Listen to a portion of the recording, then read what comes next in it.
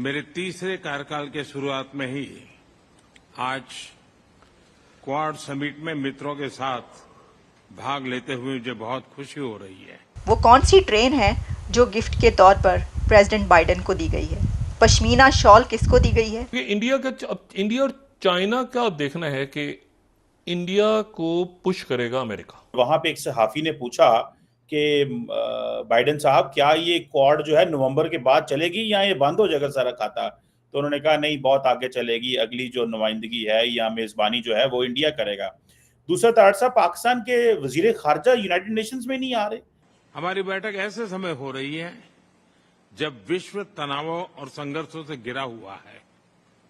ऐसे में साझा डेमोक्रेटिक वैल्यूज के आधार पर क्वाड का मिलकर साथ चलना पूरी मानवता के लिए बहुत ही महत्वपूर्ण है। बिल्कुल क्लैरिटी के साथ ये मैं बता रहा हूं, क्योंकि इनकी जो पॉलिसी है वो कंप्लीट अब चाइना है और ईयू नहीं है। उसमें ईयू बहुत नीचे के नंबर पे कहीं है। प्रेसिडेंट बाइडेन से मीटिंग नहीं होगी प्राइम मिनिस्टर शहबाज शरीफ की, ये बताया है मुनीर अकरम साहब ने, जबकि चंद घंटों के अंदर, एक रात और एक दिन के अंदर इंडिया के प्राइम मिनिस्टर नरेंद्र मोदी साहब की प्रेसिडेंट जो बाइडेन के साथ एक नहीं कई मुलाकातें अब तक हो चुकी हैं। यहाँ के मुल्कों की जो एशिया पैसिफिक, इंडो पैसिफिक, यानी ये जो भी एंटी चाइना ब्लॉक्स, चाहे वो अब एंटी चाइना तो फिर कहानी आप शुरू करेंगे तो वेनेजुएला से शुरू करेंगे या क्यूबा से शुरू करेंगे और अफ्रीका तक जाएंगे, तो ये तो आपस में नथी है।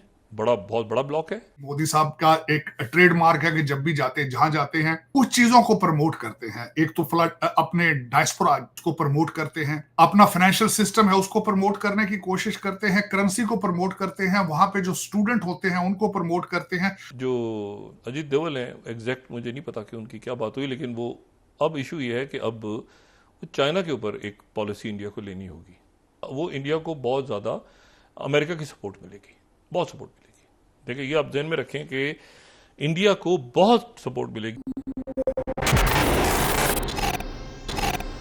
नमस्कार, जय हिंद दोस्तों। तो दोस्तों, साल 2006 का समय था जब अमेरिकी राष्ट्रपति जो बाइडेन एक सीनियर सीनेटर हुआ करते थे। उस समय अजीज हनीफा नाम के एक पत्रकार ने भारत और अमेरिका के रिश्ते को लेकर जो बाइडेन से सवाल पूछा था। उस सवाल का जवाब देते हुए जो बाइडेन ने कहा था कि 2020 के बाद से भारत और अमेरिका के रिश्ते सबसे अच्छे और करीबी वाले होंगे। इसके अलावा उन्होंने कहा था कि 21वीं सदी में वैश्विक सुरक्षा के निर्माण के लिए जो 4 स्तंभ होंगे उनमें से 2 स्तंभ अमेरिका और भारत होंगे।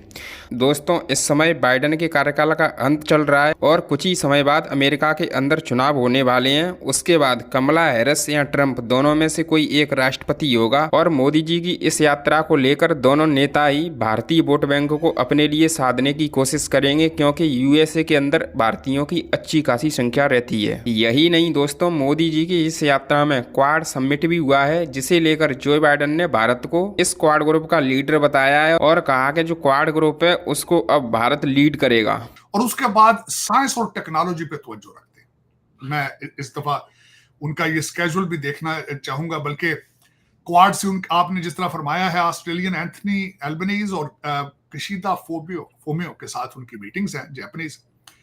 और बाबा जी अपने उनको स्कूल में ले जा चुके हैं, जहां बाबा जी मेरा ख्याल है कहीं 1897 में पढ़ते होंगे। मैं खैर मजाक कर रहा हूं, बाबा जी की एज तो इतनी ही है, लेकिन बाबा जी उस एकेडमी में, आर्च मेयर एकेडमी उसका नाम है, जहां पे उनको लेकर गए हैं, जहां पे ये क्वाड की मीटिंग होगी और किसी प्राइवेट घर के अंदर ले जाएंगे जहां पे डिनर होगा। अब देखें, मैं अब बताने की कोशिश करता हूं कि क्या क्या चीजें आगे होंगी। एक तो 2 चीजें, एक तो Indo Pacific economic framework related agreement होगा, और उसके बाद दूसरा आज जो अभी उस एकेडमी के अंदर, उस स्कूल के अंदर जो होगा, इंडिया यूएस ड्रग फ्रेमवर्क, ये 2 चीजें साइन होंगी। बायलैटरल फैक्ट शीट जो है वो भी रिलीज की जाएगी, जो बायलैटरल डिस्कशन होगी उसको रिलीज किया जाएगा। और उसके बाद जो एक सबसे बड़ी बात मैं समझता हूँ, एक बड़ा अच्छी बात हो रही है, एक कैंसर मूनशॉट इवेंट होगा इसके बाद, जिसमें जो क्वाड वाले हैं बिलखसूस, उसमें वो कैंसर के बारे में जो उसकी डिटेक्शन, प्रिवेंशन और उसको इस पे सोल्यूशन, इन चीजों पे साइन करेंगे और प्रिवेंशन, डिटेक्शन और इसका जो ट्रीटमेंट है उस पे। चीमा साहब, फैसिनेटिंग चीज है, मैं आपके देखने वालों को बिलखसूस ये बताना चाहूंगा कि क्वाड के कंट्रीज, ये जो कंट्रीज अभी मिल रहे हैं, ये है क्या है। एक तो इन सब की मिला के अगर देखा जाए तो 1.9 बिलियन इनकी पॉपुलेशन है। 44% जो है इनका टू वे ट्रेड है इंडो पैसिफिक के अंदर। 34.8 बिलियन इनका जॉइंट जीडीपी है, और 30% ग्लोबल फॉरेन डायरेक्ट इन्वेस्टमेंट जो है वो 30% ऑफ द वर्ल्ड है। जिस तरह आपने खुद फरमाया है पहले ही, 2025 में इसी क्वाड को होस्ट करेगा भारत। चीमा साहब, इसके बाद क्या होगा? कल जाएंगे मोदी साहब नासा कॉलिसियम के अंदर, जो एक स्टेडियम है, उसके अंदर 16,000 लोग जो होंगे भारतीय डायस्पोरा के, जो इकट्ठे होंगे। बल्कि चीमा साहब, मैंने बड़े क्लोजली देखा है, मेरी खुद का जाने का था वहां उस इवेंट में, क्योंकि मेरे बहुत ज्यादा दोस्त गए हैं, बल्कि आज जा चुके हैं, लेकिन मैं अपनी कुछ मसरूफियात की वजह से नहीं जा सका। मुझे ये जरूर है कि मैं पिछली दफा, जब पहली दफा मोदी साहब न्यूयॉर्क आए थे, तो I was part of the event, और it was such a well organised. मेरे पास अभी भी टी शर्ट मैंने उस 2016 की संभाल के रखी है, जिस पे मोदी साहब की तस्वीर थी। उसके बाद चीमा साहब क्या होगा? एक बिजनेस राउंड टेबल जो है वो सीईओज उसके ऊपर बैठेंगे, उसमें करेंगे, और खासकर जो उस पर जो नोट करने वाली बात है, सिर्फ उस पर कटिंग एज टेक्नोलॉजी को डिस्कस किया जाएगा, आर्टिफिशियल इंटेलिजेंस को, क्वांटम कंप्यूटिंग को, और सेमीकंडक्टर के जो बड़ी बड़ी कंपनियों के सीईओज हैं वो इकट्ठे होंगे, उसको मिलेंगे। उसके बाद चीमा साहब वो 23rd को समिट ऑफ द फ्यूचर को खिताब करेंगे, और उसके बाद वो वापस चले जाएंगे। यहाँ पे जो कुछ इस वक्त जिस तरह हम पहले बात कर रहे थे कि उनके इस ट्रिप के ऊपर कुछ कंट्रोवर्सीज भी इस वक्त चल रही हैं। सबसे बड़ी कंट्रोवर्सी क्या है? डोनाल्ड ट्रंप साहब ने अगले दिन जहां किसी अपनी रैली के अंदर स्पीच दे रहे थे, तो उन्होंने यकलख पता नहीं क्या ख्याल आया, उन्होंने साथ ही मोदी साहब की बातें शुरू कर दी, लेकिन उन्होंने स्टार्ट गलत लिया। उन्होंने भारत को अब्यूजर कहा, फाइनेंशियल जो दुनिया की फाइनेंशियल ट्रेड को उन्होंने कहा कि भारत जो है अब्यूजर है, लेकिन मैं मोदी साहब से मिलूंगा।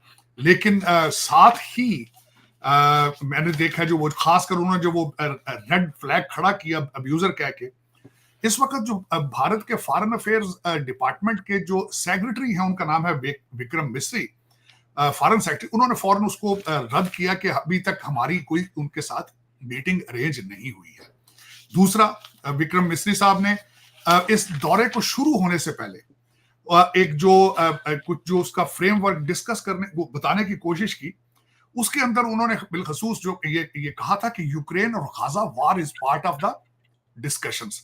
और मैं समझता हूं कि इस वक्त इंटरनेशनल लीडर्स जो हैं, उनमें से भारतीय लीडर मोदी साहब और उनका जो उनकी टीम है, वो बहुत अच्छे तरीके से इसको कर सकते हैं, क्योंकि रिसेंटली द मोदी साहब has visited Russia and Ukraine at the same time. तो उसमें उन्होंने ये बताया था विक्रम मिस्री साहब ने कि Gaza and Ukraine is part of our agenda as well.